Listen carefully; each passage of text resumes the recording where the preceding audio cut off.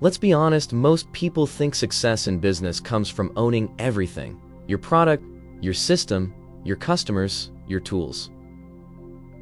But here's the truth: the most powerful companies in the world don't win with what they own, they win with what they borrow. They use other people's resources, platforms, and influence to grow faster, spend less, and take control of markets that others spent decades building. That's the wisdom behind kill with a borrowed knife. In ancient times, it meant use someone else's strength to strike your enemy. In business, it means using external power networks, technology, partnerships to win battles that would be too costly to fight alone. And when done right, it can take you from local player to market leader without ever swinging your own sword. The most valuable resource in modern business isn't money, it's leverage. Leverage lets a company achieve 10 times the result with half the effort by using the influence, distribution, or systems of others. Instead of fighting your competitors directly, you borrow someone else's knife, their tools, audience, or reputation, and let them cut the path for you. That's not manipulation, it's strategic alignment. Let's look at Spotify. When it entered the music industry, the giants Sony, Universal, Warner controlled everything: artists, catalogs, radio, and distribution. A startup couldn't compete head-on. So Spotify didn't fight them. Instead, it borrowed their strength. They partnered with record labels rather than fighting for rights. They offered a digital platform, something the labels couldn't build themselves, and in return, gained access to their entire libraries. Spotify used the knife of the music giants to build its own empire. Today, artists and labels depend on Spotify the same way Spotify once depended on them. That's the art of borrowed power. Next, think about Apple Pay. Apple could have tried to build a new payment system from scratch, but instead, it partnered with Visa, MasterCard, and major banks. Apple didn't fight to replace the financial system, it integrated with it and borrowed the credibility of trusted institutions. With one move, Apple turned other people's infrastructure into its own global reach. Now, banks promote Apple Pay, not the other way around. That's the brilliance of killing with a borrowed knife. It's not about control, it's about coordination. Here's another brilliant case: Amazon Marketplace. Instead of spending billions building every product line, Amazon opened its platform to third-party sellers. Millions of small businesses now sell through Amazon, bringing their own products, marketing, and customers. Amazon simply provided the system and took a percentage of every sale.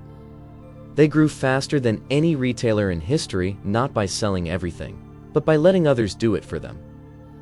Amazon didn't swing the knife. They handed it to others and still won the war. So how does this strategy apply to your business, big or small? Here's the truth: you don't need to own every piece of the puzzle. You just need to connect them faster, smarter, and more efficiently than your competitors. You can borrow technology by integrating APIs and AI tools instead of building from scratch. You can borrow audience by collaborating with influencers or brands who already have attention. You can borrow credibility by partnering with established organizations or aligning with industry leaders. This is how small businesses achieve big results through leverage, not labor. Here's how to use this stratagem in your modern business strategy. Identify the knife. What power, network, or system already exists that you can align with? Find the owner, who has the influence, audience, or infrastructure you can partner with. Offer mutual value. Make your collaboration win-win, provide something they lack. Stay in control of the strategy. Borrow power, but don't become dependent on it. Scale smartly. Use partnerships as launchpads, not crutches. This is how small players move fast and how big players stay dominant. When Elon Musk launched Tesla, the company didn't have massive funding or infrastructure. But governments around the world were offering clean energy grants, carbon credits, and incentives. Tesla used these systems created by others to finance expansion. They borrowed policy, money, and global interest in sustainability. And it worked. Today, Tesla stands as a $600 billion empire built partly on borrowed tools and timing from the public sector. That's killing with a borrowed knife, not exploitation, but intelligent alignment. Here's why the strategy works. People and companies love to be part of something that benefits them. When you borrow their systems, you're not stealing, you're multiplying their impact. Partnerships create trust. Collaboration creates speed. And integration creates dominance. The modern business world doesn't reward isolation, it rewards interconnection. So if you're building a business today, don't try to do it all alone. That's the slow path, the old path. Smart CEOs today don't ask, how can I build this?